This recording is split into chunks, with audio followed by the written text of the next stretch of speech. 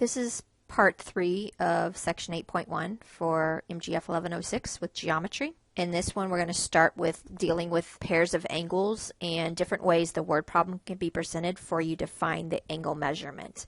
Again, notice that you may use complementary angles, supplementary angles, vertical angles, and so you need to make sure you have the understanding of what those are. So on number 1, it tells me the angle measurement of angle 2. So it tells me that this is angle 20 degrees.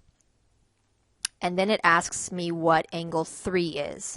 So when we look at this drawing, we have to use some information that's already given to us. So if we notice here, angle APB, which is here on the left, has a box for angle 1. So that means that that's an angle measurement of 90 degrees. If I then can extend this angle here, this angle here, angle APD, is a straight line, which means that it's going to create another, basically from APD is 180 degrees. So this whole piece is 180 degrees, which means that now this angle on this side, even though it wasn't labeled, is also at 90 degrees.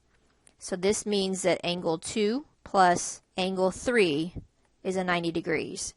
This angle here. So the left side blue is 90 degrees, which if I create a straight angle, that means the other side is going to also be supplementary, which is 90 degrees. The other side, which is in green, has broken down into those two angles. So I have those two have to be 90 degrees. Now I take what they gave me and plug in. So that's 20 plus the measurement of angle 3 equals 90. We can subtract the 20 from both sides, which gives me measurement of angle 3 is 70 degrees. That's my answer. Now, if you have multiple pieces from this, be careful. Again, parts of these we can use in each one of them, but parts of them you have to be careful with. So number 2, measurement of angle 3 is 42 degrees. What is measurement of angle 4? So we want to know this angle. We want to find this piece. So we're going to see what we can use on those. In this problem right now, they gave us 3. We may use something else, but in using 3, I'm going to highlight that in green. They gave me this angle. So we should notice if we highlighted these two pieces, I know I have lots of numbers on here, but we have now created a straight line with E, P, and C, which means that angle 3 and 4 are supplementary. Angle 3 and angle 4 are supplementary. So that means angle 3 plus angle 4 is 180 degrees.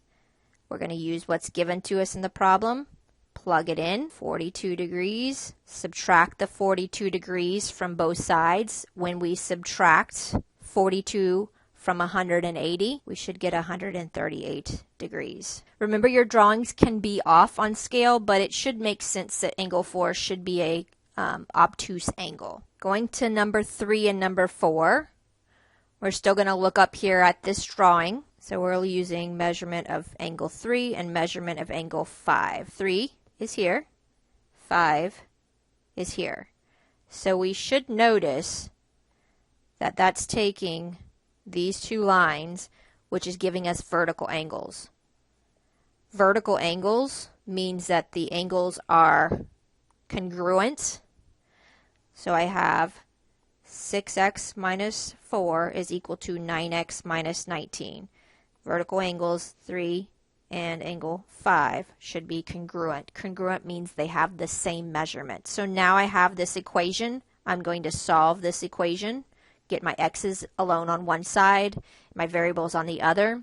So I'm going to add 19 to both sides. So negative 4 plus 19 is going to give me a positive 15. I'm going to subtract the 6x from both sides. That's going to give me 9 minus 6, which is 3. We divide both sides by 3, which gives me x is equal to 5. Please be careful with what it's asking for, because if it asked for a measurement of angle 3, you would have to plug in the x here. You would get 30 minus 4, which is 26. This problem actually said determine the value for x, so that's my answer. But be careful on what it's asking for. Same idea for number 4.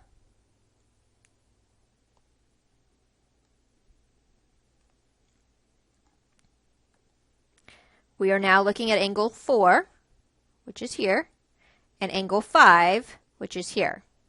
So we have now, looking at this drawing, I have actually created a straight line when I'm using these two angles. Straight line means supplementary angles, which means that the sum is 180 degrees. So I'm going to take this for measurement of angle 4 plus this, which is angle 5, and it has to equal 180 degrees. So 2x plus 50 plus 7x plus 10 equals 180 because 4 and 5 up here create a straight line. I'm going to collect like terms. So 2x plus 7x gives me 9x. 50 plus 10 gives me 60. Subtract 60 from both sides. And that's going to give me, when I subtract it, it's going to give me 120. So x is equal to 120 over 9. You are expected to simplify any fractions. Please look in my math lab, and the parentheses after it will tell you if it accepts a decimal or if it wants it to be written as a fraction form. So in this case, 3 divides into the top and the bottom. So 40 over 3 is my answer. Just different ways the problems can be presented. Anytime you need to rewind, please do that. So going to our next example, we have angle 1 and angle 2. Are supplementary. Find the measurements of the angles. Let's call this one angle 1 and angle 2. I know it wasn't on your drawing, but supplementary means it adds up. So angle 1 plus angle 2 equals 180.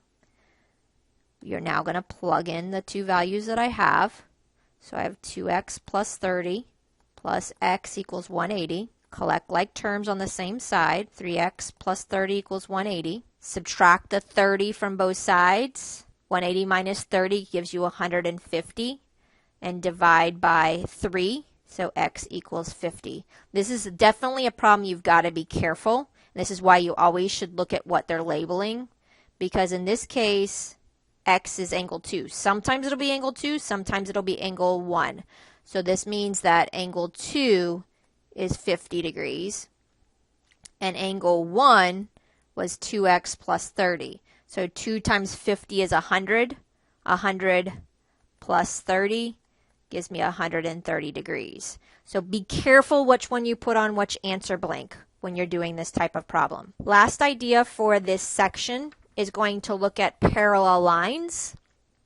And so we first need to give some definitions. This is again going to be defined for you. We have parallel lines here as being L1 and L2. And so when we're cut by a transversal just means that we have a line that crosses both of them. So this is my transversal up here. When we have these pairs that we define in a second, that means that you have congruent angles. Congruent means the same measurement. So the first one is what's called corresponding angles. These mean that they're the same side of the transversal. One is exterior and one is interior. They are not adjacent, so they can't be touching. So here is my transversal. One is going to be on the interior and one is going to be on the exterior of my lines. So this would be an example of if I used angle 1 would be paired with angle 5. These are congruent. They're on the same side of the transversal. They're not adjacent. One is interior, one is exterior. I could also do 3 and 7 going to the right side of my transversal. I could do 2 and 6. I could do 4 and 8. So I actually have 4 pairs of corresponding angles. I only listed one there, but it still works. One is interior, one is exterior on the same side, but not adjacent. Going to number 2, I have alternate interior angles. Alternate interior angles means that we're going to be on the opposite side of the transversal, and they're both interior. And remember, my goal here is that they are congruent angles. So if I'm both on the interior, so I'm going to just draw out these two lines here that I'm looking at. These are my parallel lines. Interior means that I'm talking about angles 3, 4, 5, and 6, because those are in the inside of my parallel lines.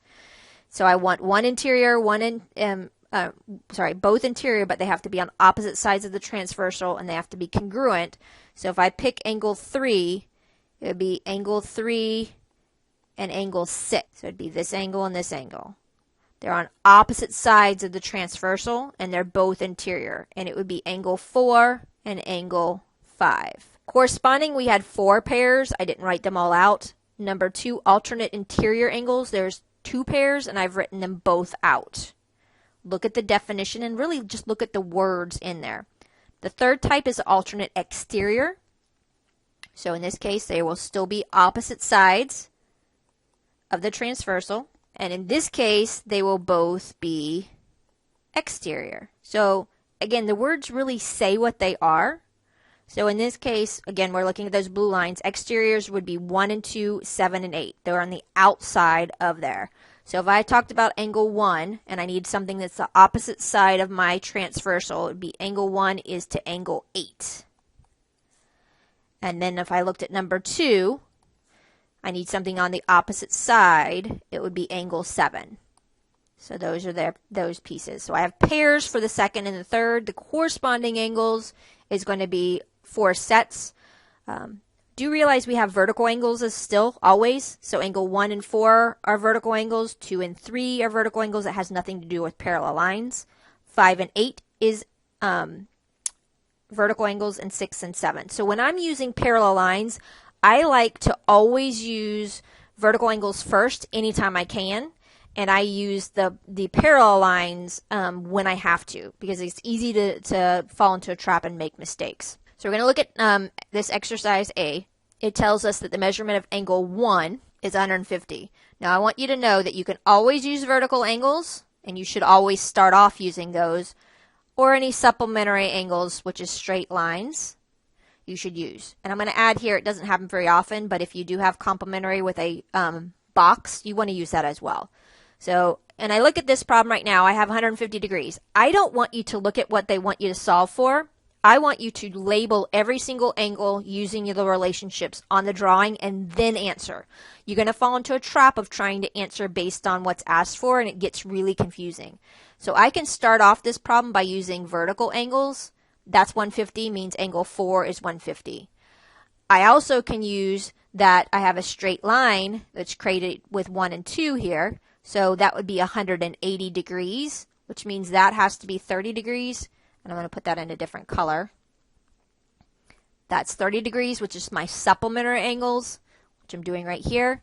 And that means, again, going back to vertical angles, which also could be a supplementary angle here. 1 and 3 are also supplementary. So without even using the parallel lines, I've already filled in one side of the piece. I only really need to use one relationship for parallel lines to get to the other piece. And I would say use whatever you're most comfortable with. I tend to personally, and I don't know why it is, but it just is what clicks in my head. I use alternate interiors because it's automatically, I guess, what I see in my head. But you want to use it, really want to use, though, what is related to the original angle in case you did something wrong. So if I'm going to use the 150 up here, I have 2 options. I can use my corresponding angle, which would be angle 5 and angle 1 are corresponding, which means that they're the same. One is on the interior, one's on the exterior, and they're on the same side, which would mean this is 150 degrees. Or I could use the relationship of my alternate exterior angles, which I don't think is as easy for most people to see, but that would be angle 1 and angle 8, which is alternate exterior angles. And realize whichever one of those you had used, you know that these are vertical angles, so they should match. So once I get one of those done, and I would always suggest using it from the original piece that's given to you, I can fill in the others. This has to be 30. This has to be 30. So now I can answer my questions. Angle 2, 3, 6, and 7 are all 30 degrees. Measurement of angle 5 on my drawing is 150 degrees. Measurement of angle 4 is 150 degrees. And if it asks which other angles measures are 150, we started with number 1. Number 4 is 150, 5 is 150, and 8. So 1, 4, 5, and 8. So last one, I want you to try to do this one on your own. Please start off by labeling the one that's given to you. Use any vertical angles, any supplementary angles that you can start off with. Then use one of the relationships for parallel lines, preferably related to the original angle, and then go back to using vertical and supplementary angles. When you're finished, press play and listen to my explanation. Measurement of angle 6 is 40 degrees. So right off the bat, I can use vertical angles. This is 40 degrees. I can use supplementary angles. So angle 6 and 8 create a straight line. So this would be 140 degrees. Angle 5 and 6 create a straight line.